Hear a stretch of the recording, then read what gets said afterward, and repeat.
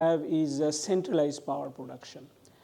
I'll also be talking about the distributed power production, and that I will explain when I go there. But the question is how you do the decarbonization of that. And then also I had a little bit of a distraction here is in terms of showing some of the work with artificial intelligence, machine learning, what we can do in decarbonization space. So first thing I would like to do is the centralized power production. So for this is a work that which we did with Linde, and as many of you may be knowing, Linde is a very big company in the space of air separations technology, hydrogen generation technology, and all of those things.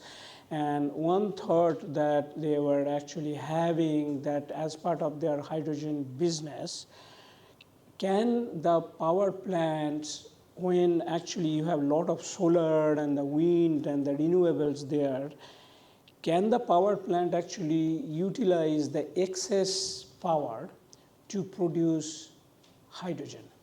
And you store that hydrogen and utilize that hydrogen during the night time when you do not have the solar power or maybe the wind will be going. This concept can work out even for a seasonal storage, and we have looked into that also, like basically saying during summer you produce a lot of hydrogen and then during winter you actually utilize it, because this is one of the biggest thing here is that going to renewables does not really solve your problem, because question is how do you power everything during the night, right? So this is the aspect that what we wanted to look into. So the concept here is the following. So this is the natural gas combined cycle power plant. So there's a gas turbine, and this is all the systems over there, and this is the turbines and the gas turbine producing power. So what is happening here is that when you have excess power, what people are doing there is that they cut down the load. So I'm not sure about the operations here in India, but in the US, a lot of power plants actually do something called a two-shifting. So during the night time, like after 5 or 6, they will crank up the power, but during the daytime, they actually reduce their power to minimum, or they will even shut down. Because there is no demand for this, because this is so much of renewables on the grid, and people have put up the renewables on their rooftop and everywhere, and everybody is putting power to the grid, and you provide all of those things. So what happens to this excess power? These power plants go down all the way to their minimum load, and during the night time, evening time, when the solar goes down, it will crank up. So the question is, instead of doing that, like going up and cycling, can you use that excess power through an electrolyzer, put into in a hydrogen storage, and you then inject it along with maybe the natural gas or by itself to the gas turbine. And this is your overall capture plant, and you do also the compression. So the point here is that when you try to consider these, you just cannot only focus on this part. You have to consider how the plant is operating here, how this is operating here, as well as the CO2 compression system. So this holistic thing is the aspect that you have to consider. Now, if you go with the technology to somebody and that guy you immediately say, well, seems like a good idea. Can you tell me what should be the rating of my electrolyzer? Should I buy a 1 megawatt electrolyzer, 5 megawatt electrolyzer, 100 megawatt electrolyzer? How do you tell me that what should be the electrolyzer power? Because that costs actually a lot of money. It also can ask you what should be the design capacity of the capture unit. How do you decide what should be the capacity of it? Because this plant is cycling up and down, so how do you come up with that? So this actually requires you not to consider a steady state problem, because the overall system is unsteady. You have to consider the seasonal variation. Like for example, here right now, it's a very moderate or reasonable temperature here, but I'm sure that in a month from now, this will not be the case, right? So then you will crank up the air conditioning and all of that thing. And in the winter, you may not need anything here, right? So question is, if I actually put money on ground, I cannot just put the money on the ground and it gives me nothing for 9 months in a year. So how do I come up with that? So that considerations needs to be there. So we pose it as a dynamic optimization problem. So I'm sure that everybody in the chemical engineering space is familiar with the NPV. It's the net present value. So net present value actually takes into account the capital cost and the operating cost and the time value of money, right? The money today is not the same as, like, 10,000 rupees is not the same as 10,000 rupees 10 years from now. The 10,000 rupees will probably not be like even 1,000 rupees 10 years from now. So the time value of money is something which is important. So you need to consider that. And then we consider a bunch of models over here. These models are steady state we consider only because their dynamics is very fast. So this is the CO2 compression. Compression models are very fast. The TEG absorber, this is actually for dehydration of CO2 before sending it to the pipeline. Then we have the electrolyzer and the hydrogen compression. These are actually generally very fast model.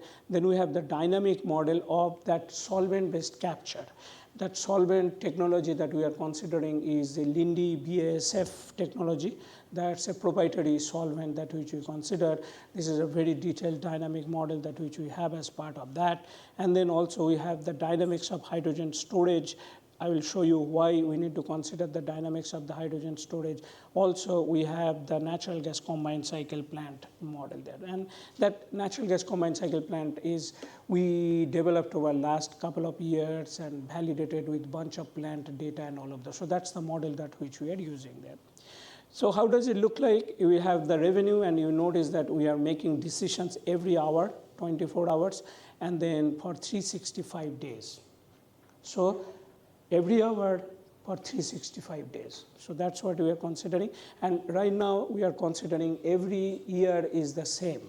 But we have other projects also where we have a variation from year to year. But this result that I'm showing you is basically saying the plant life is 30 years. But I'm assuming here that all the years are basically the same. And then this is, I consider all the net power, and this is the operating cost here. And this is basically some equation that brings it back to the current value for the NPV calculation. And this is the capital expenses calculation as a function of the design variables. Okay, so once you have that, I'll quickly go to what we are trying to do. So in the US, every region is divided by something called an ISO. So these ISOs actually manage the power flow in that particular section, and they are connected to each other, right? So that is how the national grid is developed, but each ISO has a jurisdiction. They actually set the price for that. They manage the power in that section, okay?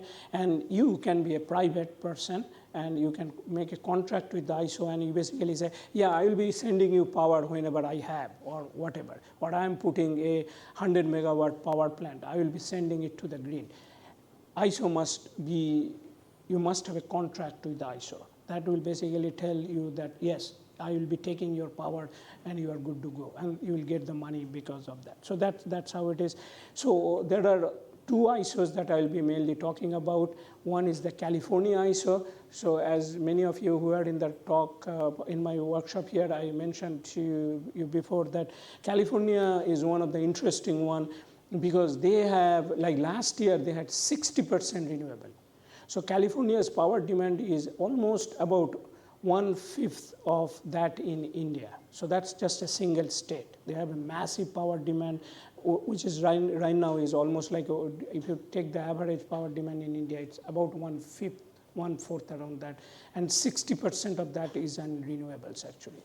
So they have a lot of fluctuation in the thing. So if you look into the price over here, you see that many times they run into zero.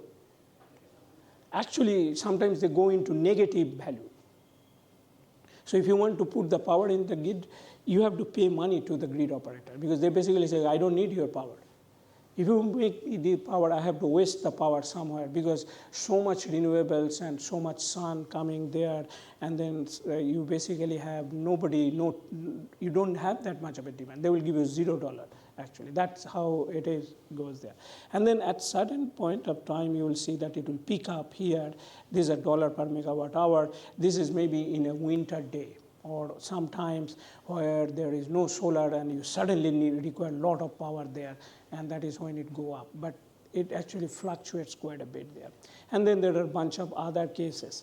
Here we worked with two organizations. One is the National Renewable Energy Laboratory. This is one of the US Department of Energy laboratory, and also with the Princeton University. These are all predicted price with considering different type of carbon tax scenarios. This is $150 per ton and $100 per ton. So when you say 150, that basically means is considering $150 per ton, and 100 means the same California ISO considering $100 per ton. Okay, so now coming to this, what it shows you is that these are, by the color coding, it shows you what is the optimization variables in terms of operation, and then these other color shows you what is the design variable. Now the point you have to remember here, this operating optimization variable, that what you are seeing here, like the hydrogen flow rate, this one, this one, this one, all of these, we are making a decision for every hour for 365 days. So it becomes actually very gigantic dynamic optimization problem.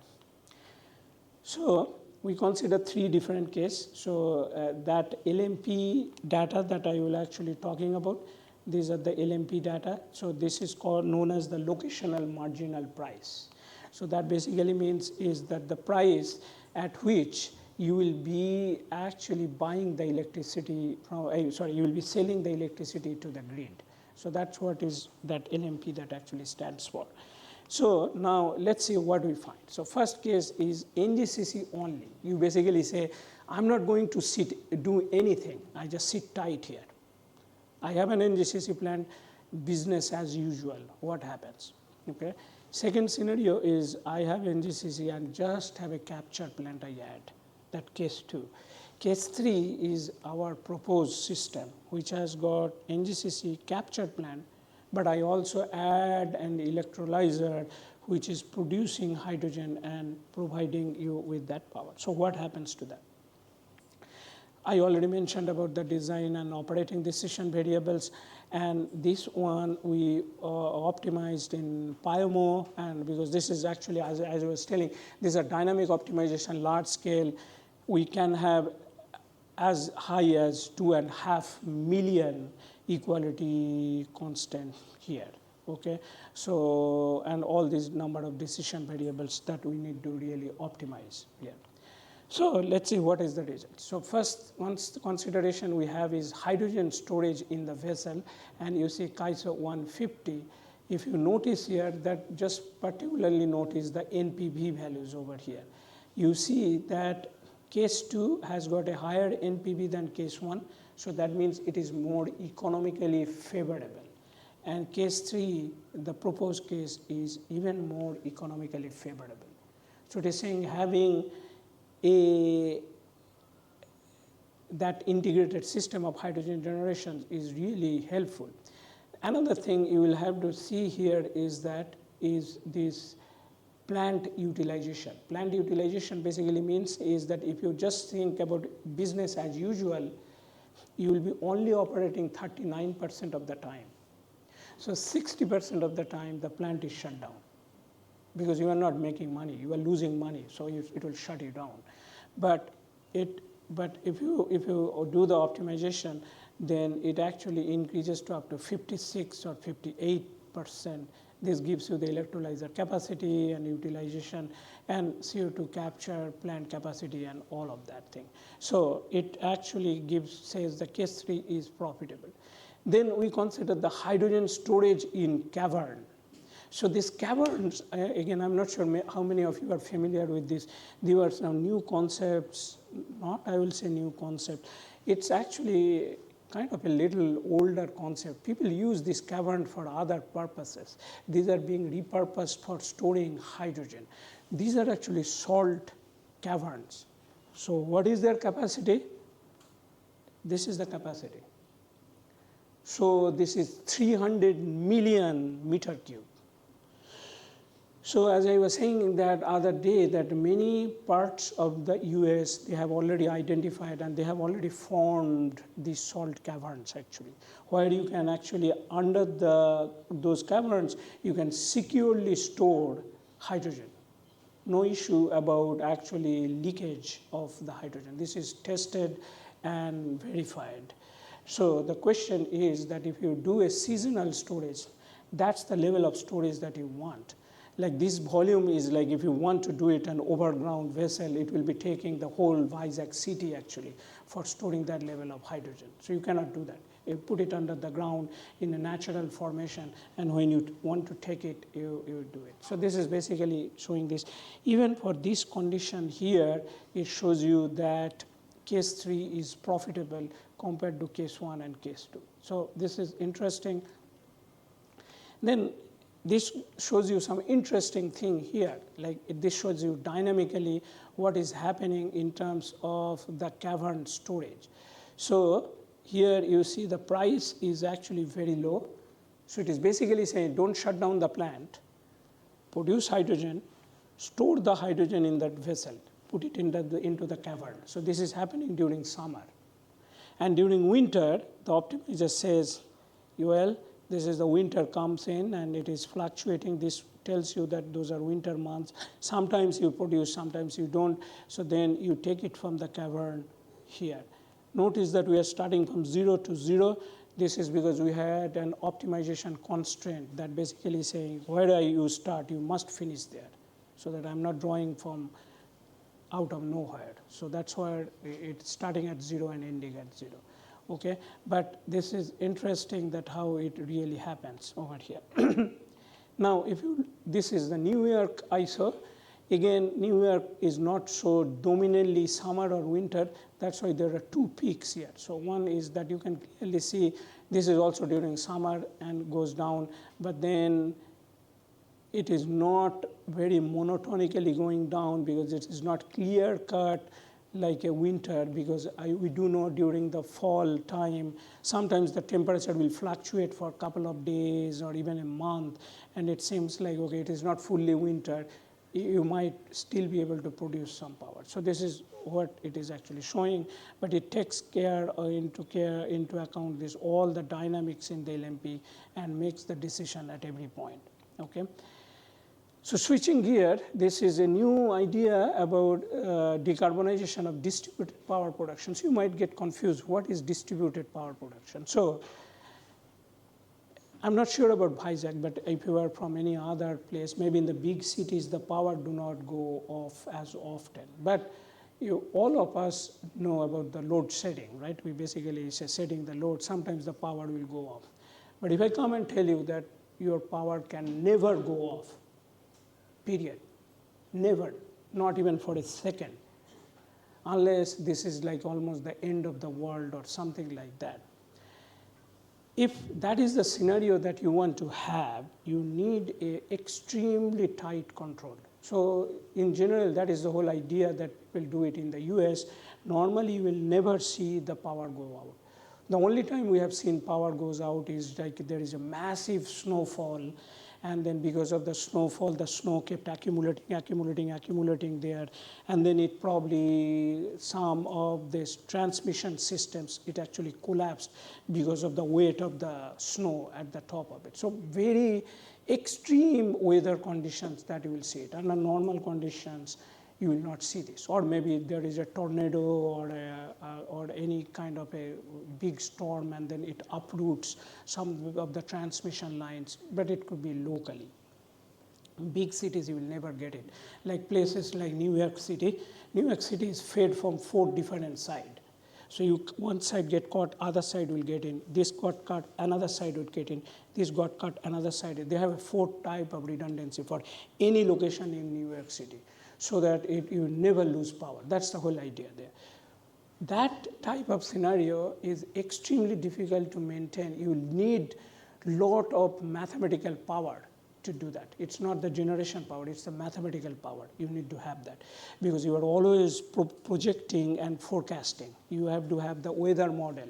You say tomorrow what's the temperature is going to be, whether this will be windy, this location, how much power demand will be, how much the people will be cranking their AC, how much power load will be there, who are my generators in the system, how much nuclear is coming, how much wind is coming. So those optimization problems are solved together, and that is how they forecast for the next day. That's the scenario there. Out of the entire puzzle, there is one thing that is known as the distributed power plants. These are peaker plants. So what they do is that even after those meticulous planning, there are still some uncertainties. So what you do there is you have some idling turbines. They are just slowly running. They are not giving power to the network. The moment there is a cloud cover comes in front of the sun, those solars will go down immediately. Who will take the load instantaneously? The normal power plants, they cannot crank up their load so fast. So you need these guys who are distributed. They will instantaneously go. These are actually aeroderivative turbines. These are like aircraft turbines, like which you see aircraft engines. They are rapidly can actually give you the power. These are those type of engines actually. They immediately go there and they basically say, yep, we have you covered. So that's how you never see a dip actually, because those guys picks up. So they have actually many such peaker plant in each of these ISO. So these peaker plants, they normally run or either on natural gas or on diesel, right?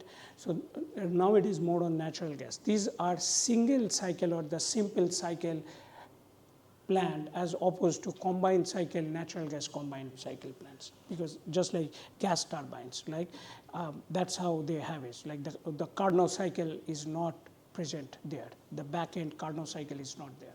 So it's only the front end, okay? So question is, how do you do this? So here the idea is that you have electricity. Again, you produce hydrogen, you store it, and then you actually, whenever you need it, you get the hydrogen here.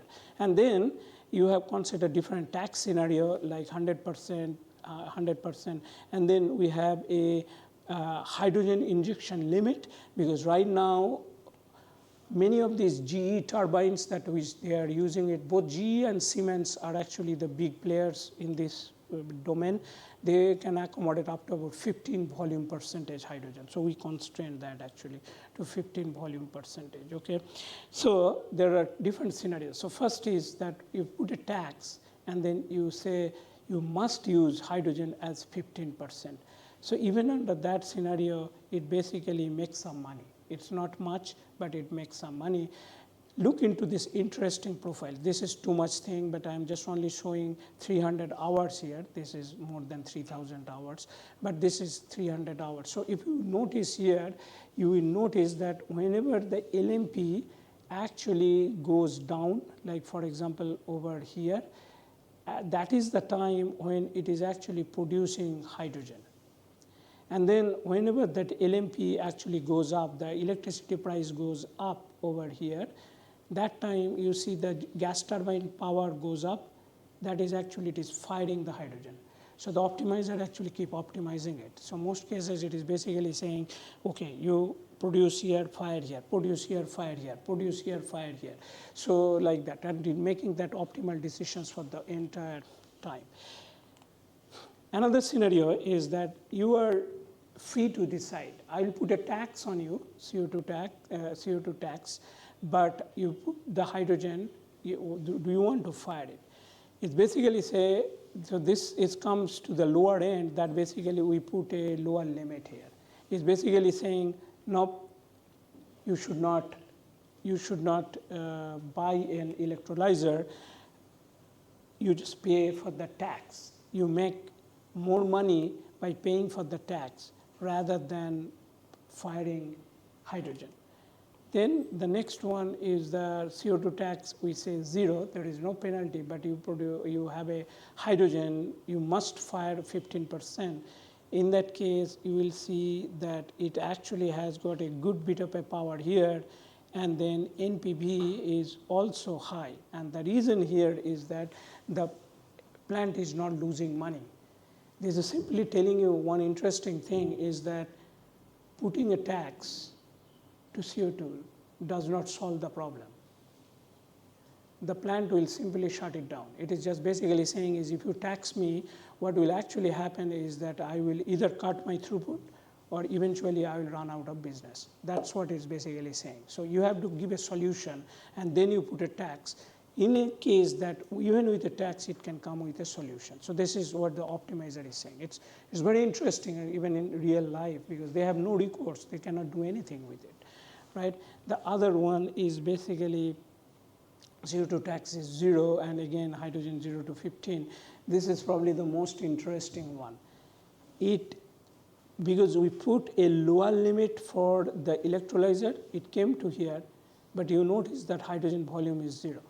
It's basically saying that I will buy the electrolyzer because you force me to buy, but I will not operate it. Because operating it, I'll make more money, I'll be losing more money. Why? Because the moment you operate it, the issue is that you have to pay for the storage vessel. And it is basically saying, instead of that, under this scenario, it is actually I'll making more money even without firing or storing it and just paying the carbon tax. So this is basically telling you that technology space is actually very important. Like you have to have a technology maturity for making such decisions. So these type of models really needs to be there with the central government or the federal government for making their policies. You cannot just make a policy saying from tomorrow you must do this because actually there is no option. Given the current state of the technology, if these decisions are not optimally made, it actually make the business, they will run out of their business. So that is what basically it says. Okay, I'll be quickly changing the gear. So I'll just say the artificial intelligence and machine learning, there are a lot of opportunities here to show, but I'm just showing here only one of them as part of this, okay? So here, this is a work that which we have been doing with Technology Center Mongstad. This is a pilot plant in Norway. This is the world's largest CO2 capture pilot plant, right? And somewhere on the side of the Black Sea it sits, and it gets the flue gas from a nearby petroleum refinery. It's actually fluidized catalytic cracker combustion gas, actually, the regenerator gas. And it's very advanced, has got a lot of really nice features there. So one thing with Norway, and that's true for many of the Scandinavian countries, their emissions regulations is actually extremely strict. And they will basically, if your emission goes beyond some level, they will basically first shut you down. They'll say, okay, you figure it out later on, but now you shut down, and once you figure out what the issue is, then you can restart it again. So that's how they actually operate it. So one of the issue with the solvent-based capture is that there are a lot of degradation product that shows up in the stack. So even in the ppm level, some of these emissions are not acceptable. So there, as I said, that air emission control is very stringent. However, so I'll show you what happens, like a lot of this mechanism that takes place in a amine-based capture system. We really do not understand it. Nobody really understands exactly what mechanism takes place. Extremely complicated mechanisms forms actually many components as part of those degradation products. Some of the products that people have already documented as part of a petroleum refinery, petrochemicals, where they have used amine forever, it actually produces more additional chemicals here. And petroleum refinery, because it did not have that level of regulations. But this is one of the challenging ones, okay? So what we did there was that we worked with them. This is a US Department of Energy project, and we wanted to work with them to say that can we develop a machine learning model? So over the years, one of the projects that which we have been looking into is that you are seeing a lot of work going in the space of deep neural network.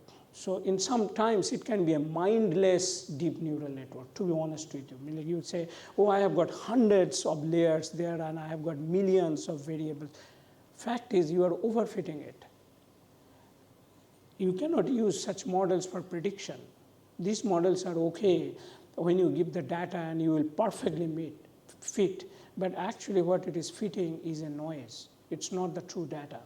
So that question is very important to answer, that this is the biggest danger of a data-driven model or artificial intelligence model there, that you may be very happy looking at the fit, but what you are fitting is actually the noise. So the idea was that, okay, can we come up with some clever structure which can lead to a lower number of parameters to be estimated, right? Like you are seeing that what Dr. Palla was actually teaching you was that how to estimate the parameters for the isotherm model, because it is a good, well-known isotherm model, so the parameters are there. But now, if I actually give you, instead of a dual site, if I say, okay, I have got n number of sites, and you will have lots of parameters there. Any data you give, it will fit. But you use that model for predicting an unknown thing, you will see that it will fall apart. And this is the biggest thing there. So how you can develop a predictive model. So that was the whole idea, but without going into machine learning model, we did a lot of structure here and algorithm, but I will show you some of the results here quickly. Okay, I will show you, this is the standard objective function that you will see even in the machine learning literature that is actually used, or parameter regression that is used. Remember, this type of an objective function, when you minimize the squared error, this will monotonically go down as you increase the number of parameters. So if you have this objective function will go lower and lower and lower. Maybe it will only exponentially decrease after some time. So it will be a decaying exponential after some time, but it will monotonically keep decreasing, right? So you need something that should penalize you, that you are not decreasing much, but you are increasing the parameters quite a bit. So we also considered another objective function that actually considers the covariance estimate of these parameters. So we have a log likelihood function here and the covariance estimate of these parameters also as a penalty. That tells you that, well, you are actually overdoing it or overfitting it actually. So that's what we do it here. I'll quickly show you some of the results here. You see these are extremely noisy. Look into the scale over here. These are ppm level, 1 ppm, 0.6 ppm, 1.5 ppm. So these are actually spectroscopic data. So these are actually infrared range spectroscopic data from which has been calibrated for giving you the true chemical. So that these are really newer generations instruments. They just installed at TCM for monitoring this. So these are kind of almost like a first round of data that which we got. I don't think this measurement technology did exist before, okay? So again, this is an ongoing project in progress, but what I would like to say is that we have been in the group also working quite a bit in terms of a hybrid modeling. So what we learned from chemical engineering, I personally believe that there is a lot of emphasis in terms of a data-driven model. That does not mean that we are throwing away all our fundamentals chemical engineering.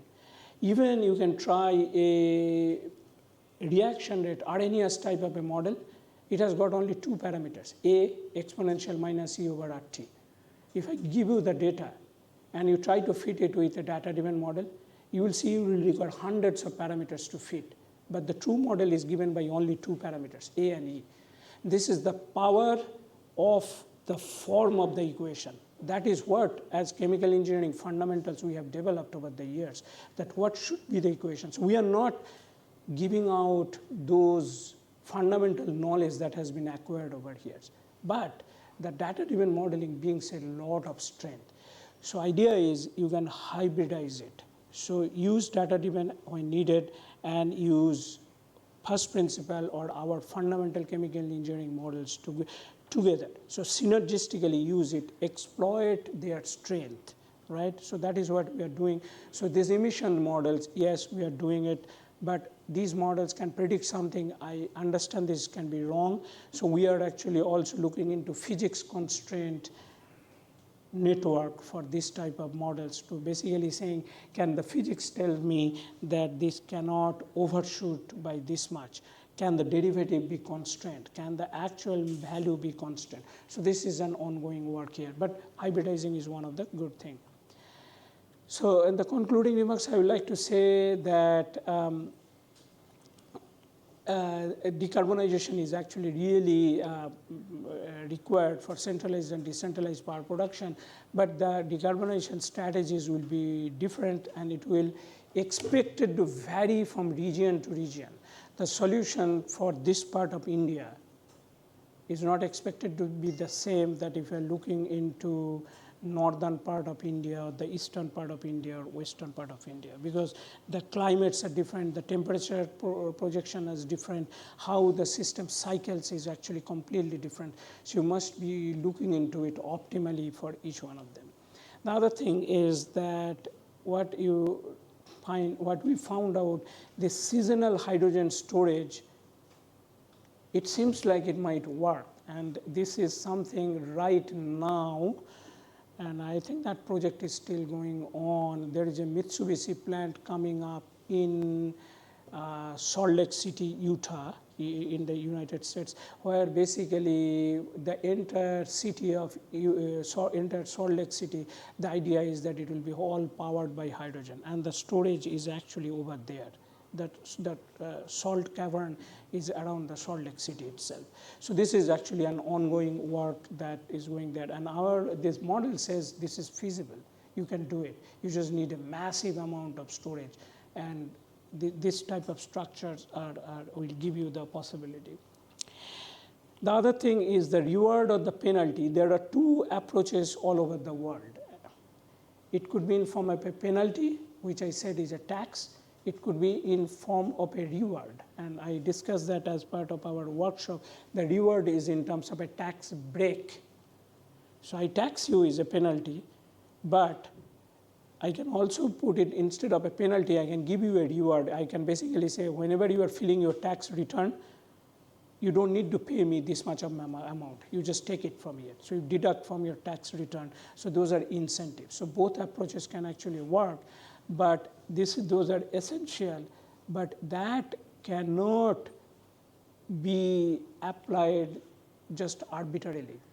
If you do it, it will lead to shutdown of the plant. So you basically run out of business.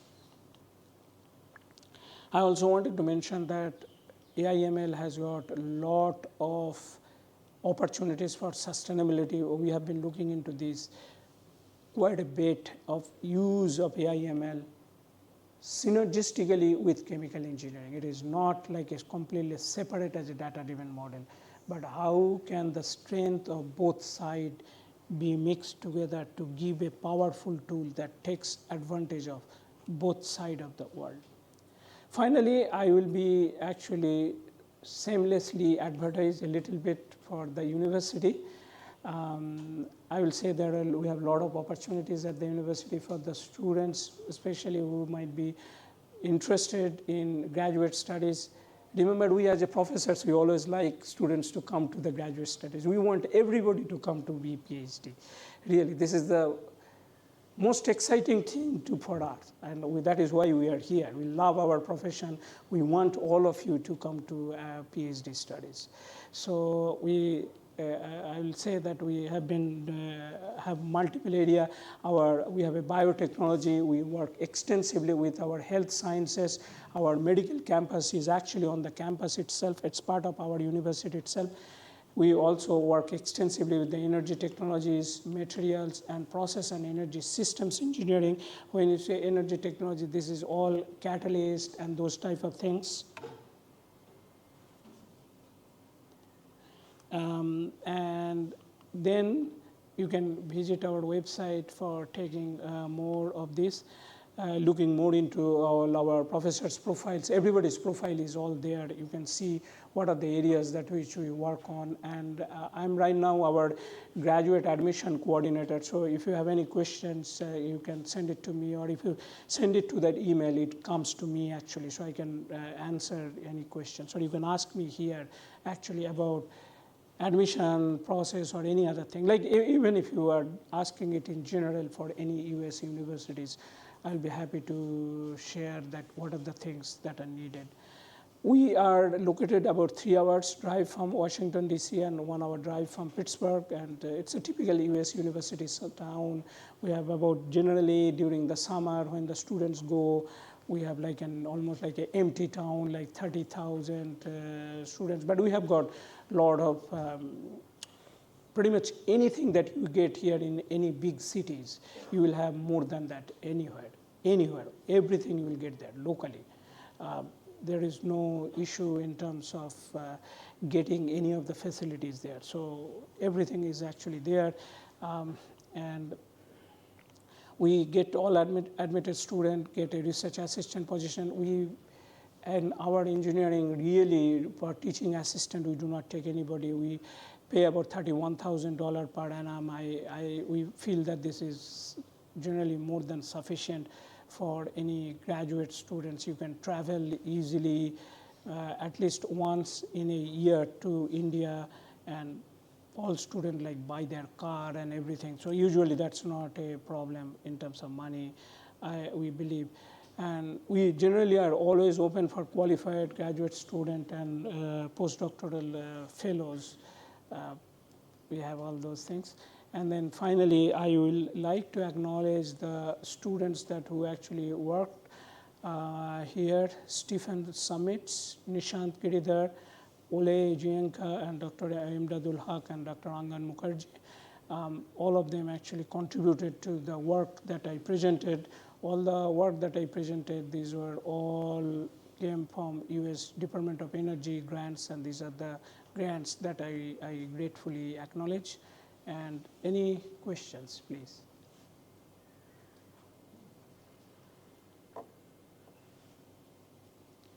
You can have a technical or a non-technical questions. Anything is fine. Could be for the first part where I talk technical, or it could be non-technical, please. So those caverns you were talking about, are they man-made or natural? No, man-made. So there are actually salt formation. So many places under the ground, there is a salt formation. So what they do is that, I really do not know exactly what chemical they use, but what they do is that those salts, so they have a structure at the top of it, again by nature, that will hold the hydrogen tight. It will not let the hydrogen leak through it. But then below that, you have the salt. And so what they do is they will actually almost like, think about it, you put water or something. It's not water, they use some other chemical. And then they make this portion hollow and then empty out the salt from there. So those are that's why they're known as the salt caverns.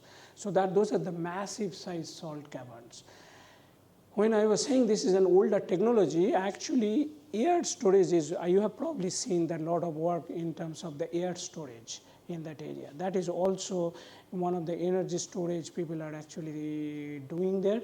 But for the air, there could be other formation that can be considered. There are a lot of hard rock structures, right, that can actually be utilized. Like for example, you have a lot of mountains over here. So if you study the rock structure below that, there could be formation that will actually hold it tight.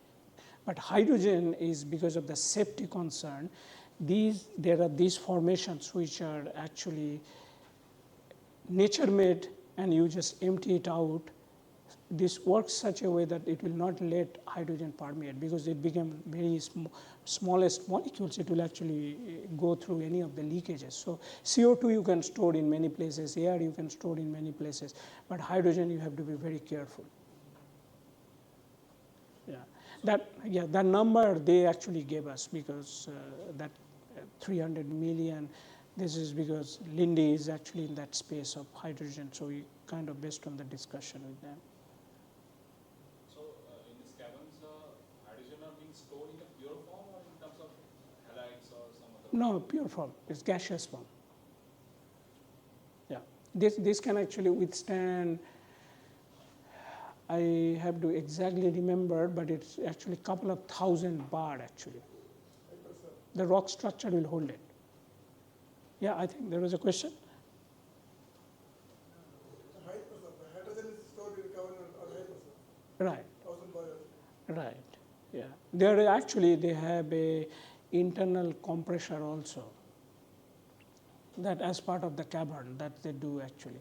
During the morning and day temperature cycling, if the pressure goes up and down, they actually can, those internal compressor kicks in and then it keeps it under a storage pressure actually. It's interesting how they do it, but this is practical and people are doing it. So it is recyclable. Yeah. So all the hydrogen you stored, you actually can take it out and you fire it, and then whenever you have hydrogen, you push it into the cavern there. Yeah. So in terms of the commercial, its cost effectiveness, it's storing hydrogen at high pressure at higher bars, or say storing the energy in terms of advanced chemistry cells or say maybe pump storage. So as per the Indian context, hydrogen has not become yet viable, but storing the energy in the pump storage or higher chemistry cells is cost effective. In fact, I was just reading some of the articles few days back. The cost of power in USA is one of the highest, if I'm not wrong. So isn't it also not being explored in terms of energy storage or pump storage, how it can be stored for similar radiations? So the idea here is the question that we have to think about how much you are storing. So when you form it in terms of the chemicals like halides and other forms, the biggest issue that comes is about the energy density. As we all know that for hydrogen storage, hydrogen, while it has got a very high energy density, one of the highest energy density in terms of the mass, but in terms of the volume, it is actually one of the lowest. So the only way you can get really high energy density is by storing it at a very high pressure. And these type of systems actually let you store at very high pressure a massive amount of volume that can feed. That is the problem with this. Like if you're saying, okay, I'll form it in form of a halide and I want to power my house with that, it may be possible. But if I say, no, everybody in the hijack will be all powered by hydrogen, everybody in Mumbai will be powered by hydrogen, then we are talking about a massive amount of hydrogen. I think that's the scale, that is where these type of things are coming into picture. Right, and in terms of the price, I'm not sure about the price of the electricity in India right now. But I will tell you that working many years as part of petroleum industry, I have always been amazed that US actually the gasoline price is much, much lower than India. It's completely other way around because all plants are actually optimized to the dime actually. You just cannot move any of it. So you go to any of the plant, each operation conditions is actually extremely optimized. People spend many, many years to say, this should be the temperature, this should be the flow rate, this should be the thing, and all of those conditions. This should be the yield percentage, which I did not feel it that way. I worked for 10 years as part of Indian Oil Corporation Limited, and I did not feel it that I could tell that I just cannot make any more profit there. So it's difficult to say because they pay more money for human. They will pay you per hour more money, but they will not let you waste. So all operating conditions, there are a lot of mathematical programs actually running behind the scene and developed as part of the plant operating conditions that they keep optimizing all the time. Any other questions? Yeah, I have one question about the application of air and ML for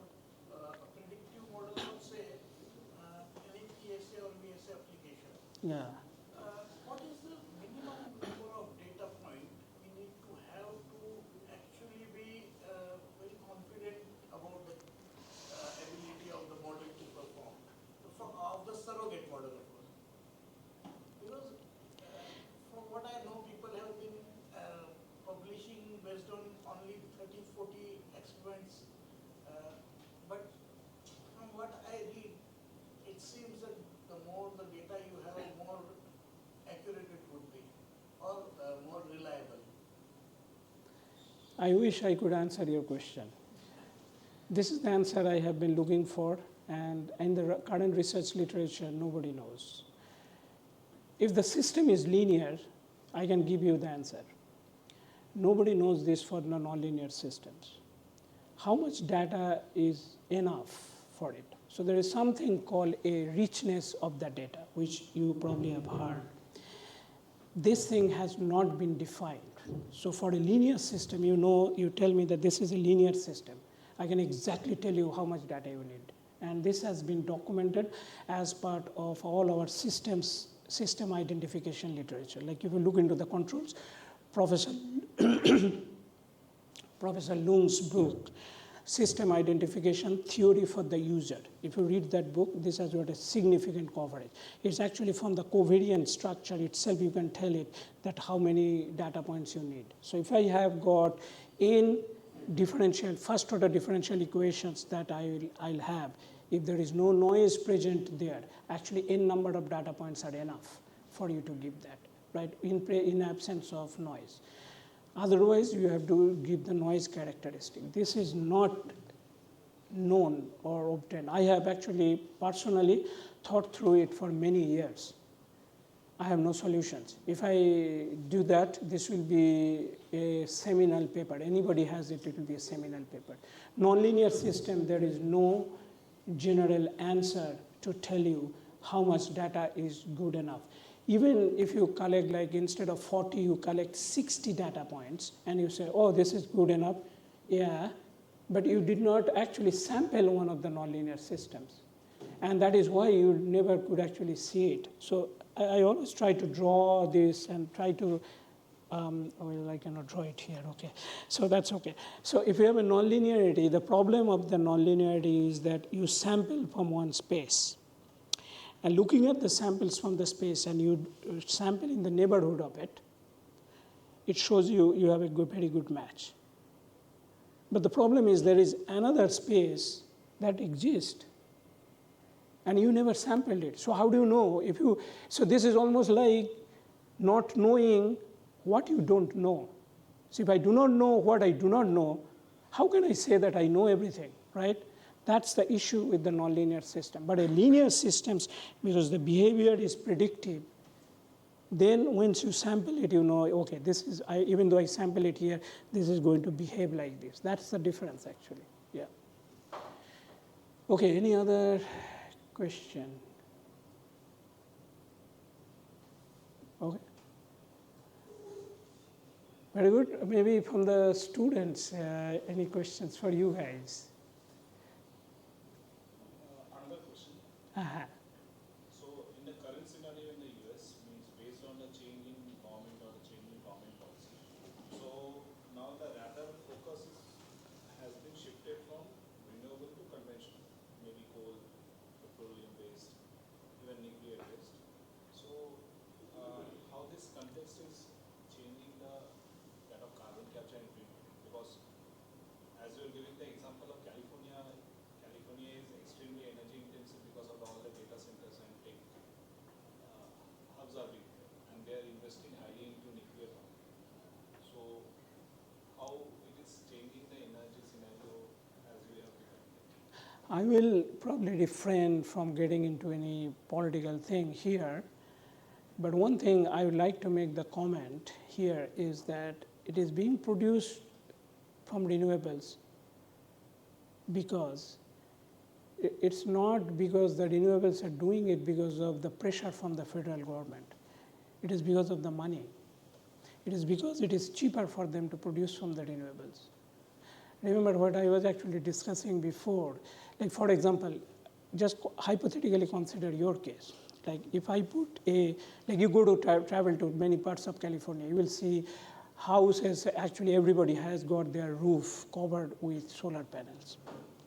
Say I give you that solar panel free, and that solar panel lasts you for 25 years. Why do you not produce the power? Because it is automatic, right? Sun comes every morning and it will give you the power. And the capital expense has already been paid for. So it's the cheapest source of power because you are not spending any money at all. So these companies are producing using the solar or wind because it is cheaper to do so. It's not because it's because of the CO2 capture or CO2 or anything. So I don't think that scenario is going to change.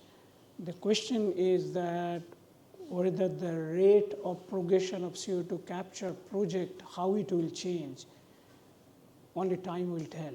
But I don't think the power production as it exists today, that is going to change. That portfolio is going to change because this is not because of this carbon tax or incentive. This is because it is cheaper that way to do so. Everywhere, like even in India actually. If this entire roof here, actually all covered, now you have almost 30% efficiency for solar panels. If all these roofs here are covered with solar, India has got so less power demand. You can actually produce everything by renewables. We have got sun all the time actually. But the first thing is the capital expense. Somebody has to cover that capital expense and or have the incentive like in terms of tax or whatever. Once it is done, it will automatically keep producing it. Okay, any other questions? I want to get one question from the students at least. Please, all of you are here. Any question is a good question, no worries. So when we're talking about the Norway, the amine solvent issue, so basically there's a study where a new company has come with an idea where rather than capturing carbon dioxide using amine solvents, they're actually breaking it down into carbon with pure elemental carbon, which they found was for them was more profitable. So like just want to ask your thoughts about how you're going to take the research forward, since they have found this new way where they're producing elemental carbon which they're finding more profitable than using amine solvents to capture the carbon dioxide. Right, so the issue is all about thermodynamics. So remember how you produce CO2 and why we produce CO2. So first is we produce CO2 because C plus O2 in some form. So it could be natural gas like CH4 plus O2 gave you, or some hydrocarbon, or the coal like fixed carbon, or the volatile matter in the coal that reacted with oxygen to give you the energy. CO2 is actually one of the most stable molecules. So when you actually try to decompose it, or we do pyrolysis of it and try to decompose it, so thermodynamically, because nothing is 100% efficient, so whatever energy you got from it, you will have to put more energy to break it. So energetically, it makes no sense. When it makes sense, now if I come to you and I say, well, I have got free energy, do you want to utilize it? Yes, then there are question comes is that if somebody has a free energy, what is the best usage of it? So that's one thing. But with that said, I would like to take it to a different point, and this is because one of the projects that I have, I will tell you this, from the coal, one thing which we are trying to do here is that the coal has got a lot of carbon, and coal is the biggest issue. So any country that burns coal is really, really producing a lot of greenhouse gases. That's the issue. That's the biggest issue. If you switch to natural gas, immediately it will go down, right? But now the question is that is it possible from the coal that you just take the carbon out and then remaining hydrogen and other things that you utilize it? Yeah, if it depends upon what type of coal you have and all of that.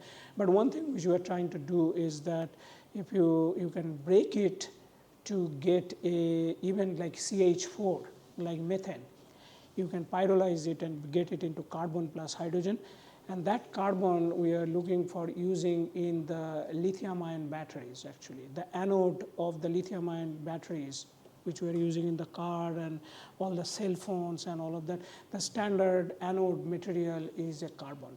Right now, those carbons are produced generally by two methods. One is coke calcination process, like petroleum coke, and they are calcining it and produce it. That is costlier coke. Like you can produce needle coke and that type of coke. Another type of coke are actually mined. So that is the one of the best quality coke that are mined, which is mostly comes out of China. And now China actually shut down a lot of their mines from where those graphitic carbon were taking out. So there is a worldwide lot of demand for those type of a carbon. So that's definitely a new thought that helps you both ways. You make money by selling is at a graphite carbon, like for batteries, and then you also decarbonize it by producing hydrogen. Yeah, and we are trying to do is by using microwave energy actually, so that you are not heating it up. Otherwise, this pyrolysis will take place like around 800 to 1000 degrees centigrade temperature. The moment you take it to such a high temperature, it's not profitable anymore. So we're trying to do it at like a room temperature or 100 degree temperature by directly using a microwave catalytic process that will directly decompose it.